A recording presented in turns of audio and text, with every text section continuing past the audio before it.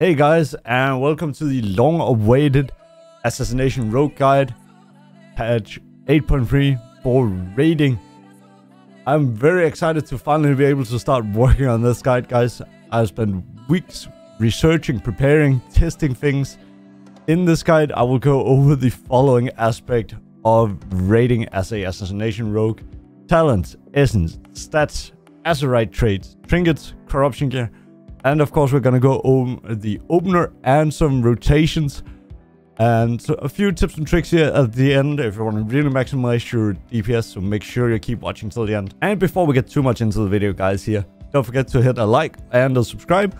Maybe leave a comment down below of what you thought of the video or what you want to see next.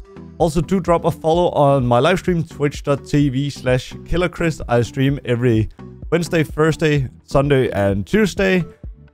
And sometimes in the weekend. But for now, let's look at some talents. Alright, so for the first row of talents, we're gonna play elaborate planning. It is flat out the best one. Second row, master assassin is great. It is the one we want to take most situations. Unless you're forced to play traits like shrouded suffocation or you have a cleave heavy fight, it can be worse to play subterfuge.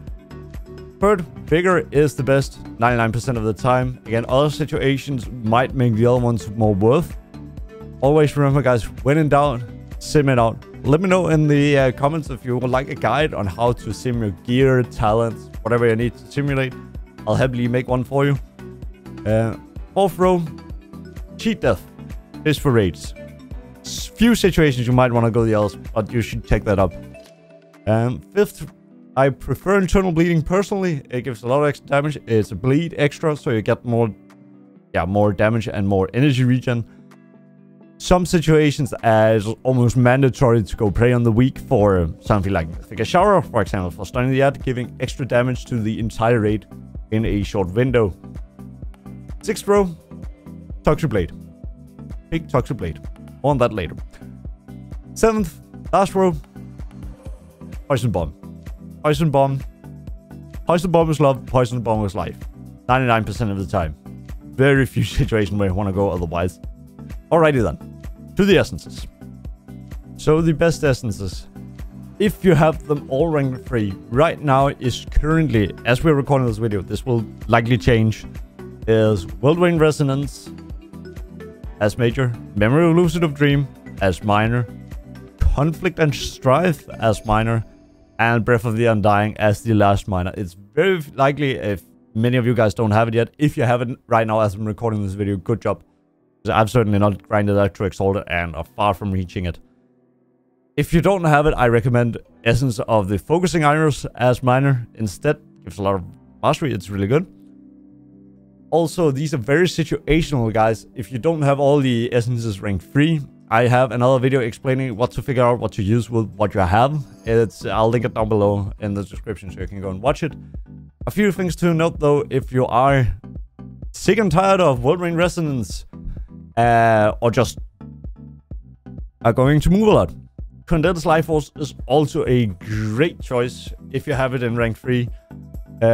Also, if you're in a cleave heavy fight, again, Focusing Iris, also a really great essence to use for something like Hive Mind. And again here, guys, when in doubt, sim it out. Alright, now to the stats. So the general stat prio is following: haste over crit, over mastery, over worse. But again, these vary a lot, so when in doubt, sim it out. I brought up my stats here and my stat weights. This is an add-on called Pound, and I get these stat weights by simming my character. Again, when in doubt, sim it out. So as you can see, haste, highest, crit, first, then mastery. And agility way below. Again, Assassination Rogues don't benefit much for main stat. So, this here is 7.11 DPS per point of crit, I would get. These are my stats. You always want to simulate your characters. One note here that I haven't put in the script. I'm a bit off script now. Do your research. If you have a lot of corruption and a lot of like infinite stars and what is it called? Echoing Void. You might want to get more verse over mastery since that might scale better. Yet again, I haven't gotten to research enough for this. I don't have too many corruptions to do that. But that's something you might keep in mind. Alright, let's talk some Azerite traits then. Azerite traits have been shaken up a bit here for Assassination Rogue in 8.3. Well, allow me to explain. The best trait is Endless Hunger for Horde or Asian's Bulwark if you are Alliance. But it can only come out of the Heroic Warfront Dark Shore at 460, which is the max item level you can get it at. Which means that it is best if you are heroic raiding and doing heroic raids, but as soon as you start getting mythic gear, you can't get this trait. So mythic Azerite pieces will be better than a heroic piece that have the Asian's Bulwark trait or Endless Hunger. So it's very hard to say that you should always get these traits, but usually you want to run one Nothing Personal, one Blightborn Infusion, which only comes with Goric Troll's Mantle, which coincidentally also is shoulders. Get a pair of Goric Troll's Mantle. Some of the other traits you want mix in there, Swelling Sands, Out of Darkness, Double Dose are also really good.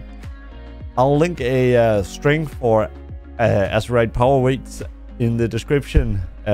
Still, when in doubt, sim it out. It's always good to sim your characters.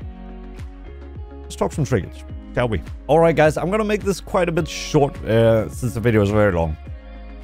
Razor Core from Lady Ashwayne is the best thing you'll ever get. It seems better than most other trinket at 475, even when the core is only at 430. So get yourself one of those, it's super good.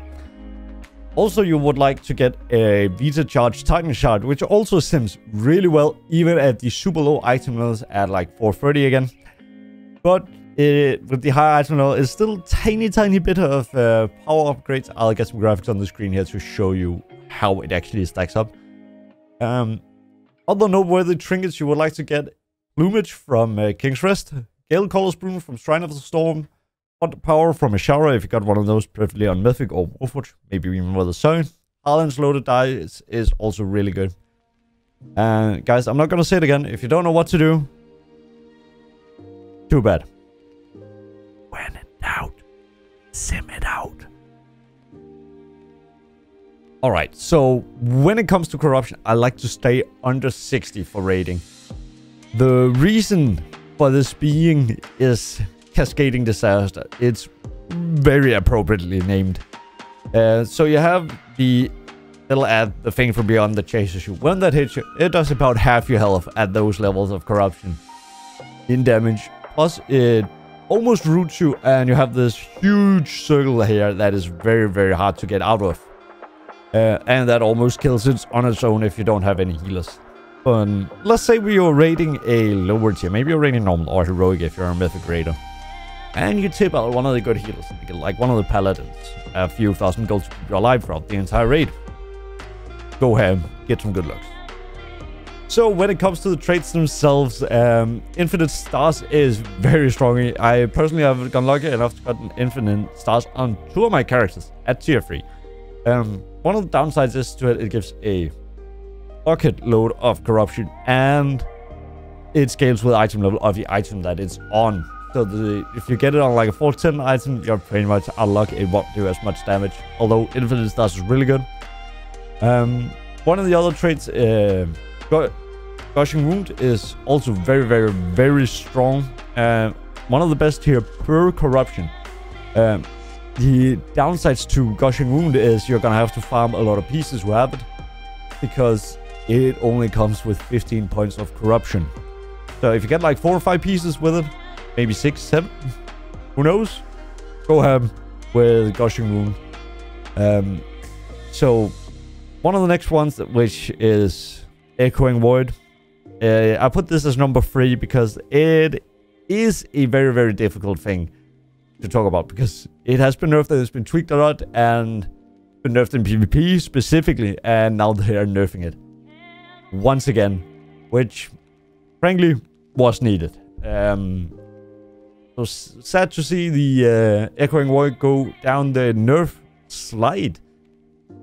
But yeah, it stims really well and is really, really good for cleave as well. One thing you want to get into. Then the last one I want to talk about, which is really good, is expedient, which gives you a percentage haste from all sources. That includes your azerite traits, which gives haste. If you have the overwhelming power, that's also really good. Trinkets that give haste. Everything that give haste. Enchants, even. Sockets. Everything. Much more haste. And that scales pretty well with stuff like gushing wounds, infinite stars. Because it scales off haste. Great synergy there. Again, definitely something you want to sim if you want to perform your best. Alright, so next here I'm going to talk about rotations. And I'll go and record the rotation so you can see me performing. Hopefully it goes well and I won't have to do like a million takes. But yeah, and I'll have the add-on called Trophy GCG showing like what I press of the buttons. So let's get to it. Alright guys, so here we are again at the training dummy here. So what I'm gonna do here is that I have the DPS meter over here. Just so you can show a little bit of how I'm doing. This won't matter much. Up here, there will be the abilities I press. One thing to note, every time I press Rupture, it does 4 icons. And in Venom, it does 2 icons. And in Spawn, it does an icon every time I spawn a Wildbane shot. No clue why it does that. It just does that. And I haven't been able to fix it. I've tried. If you have a good solution, then let me know in the comments down below. If you're also using the add-on Trophy GCD. I've seen other streamers having the same issue. Yeah. So what we're gonna do is that we're gonna mutilate 2 4 components, then Rupture. And if we can, it's a good idea to mutilate within the Master Assassin window after the Rupture. So basically, if you get a double crit on the mutilate, with the Master Assassin, then you want to Rupture, then you want to mutilate again, then you want to get Road, then you want to get 4 combo points, Vendetta, Toxic Blade, or Vendetta, Wildbane Resonance, your essence here, Toxic Blade, and Vanish and go. That's like the opener. So let's try that out and see how it goes. Alright, so we stealth up, we mutilate, Rupture, mutilate. There we go. There we go. There we go. We can also use our trinket here. Vanish. Go. Go. Go. And go. And now we're just off doing our regular rotation again. Alright guys, I'm gonna show you a bit of the rotation here.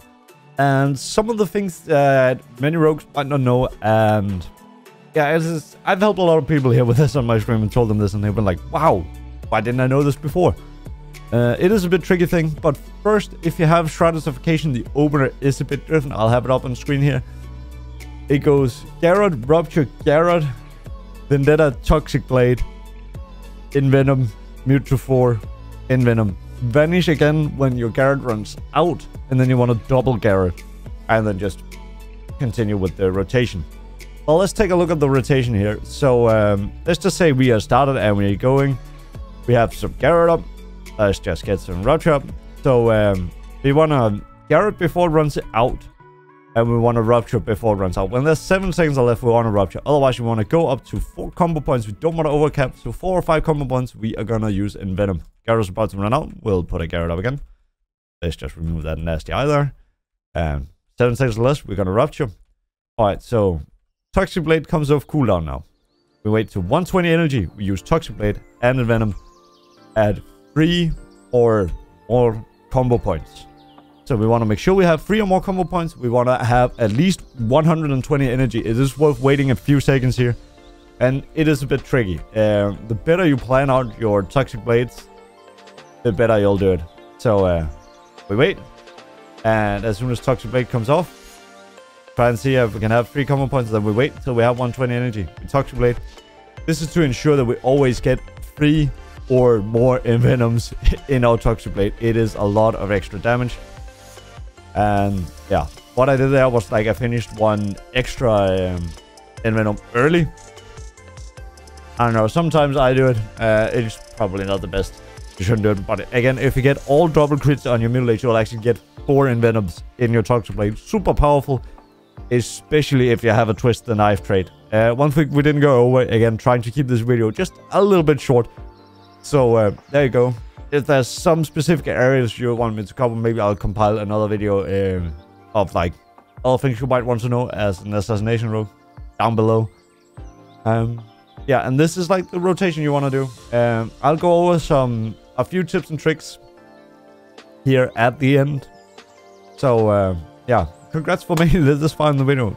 Hope you enjoyed it. Alright guys, here a few tips and tricks here for the end of the video. Number 1, practice your toxic blade on a training dummy. Really good to do if you're master of your toxic blade now.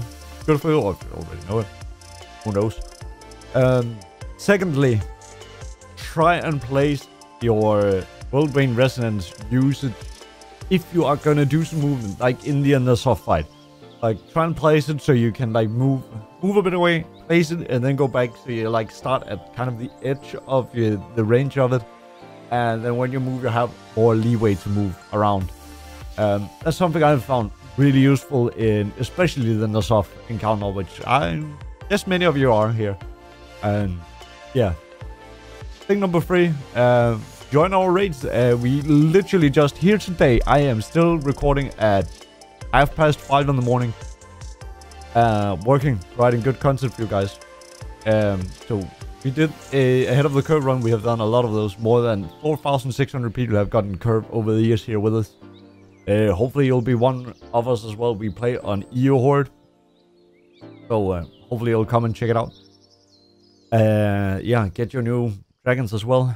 Another tip, or a mental tip than a personal tip, or actual tip, transmog. 5% increased skill. Good transmogs. Yeah. So yeah, that is what I could come up with here at the end. Assassination Rogue is really good. Oh, anyway, you'll have one more. You're not satisfied yet, are you? One more. Cloak of Shadows. Faint. Use them on stuff you know that is gonna hit you. Especially, and again, if you're in a tight situation, Cloak of Shadows can get you out of a bad situation with corruption. Especially if you have Cascading Disaster. Cloak of Shadows. Beautiful. Alright guys, that is gonna be it for this one here. Take care. I'll see you on the live stream. Absolutely amazing. Wow. Guys, this is so cool.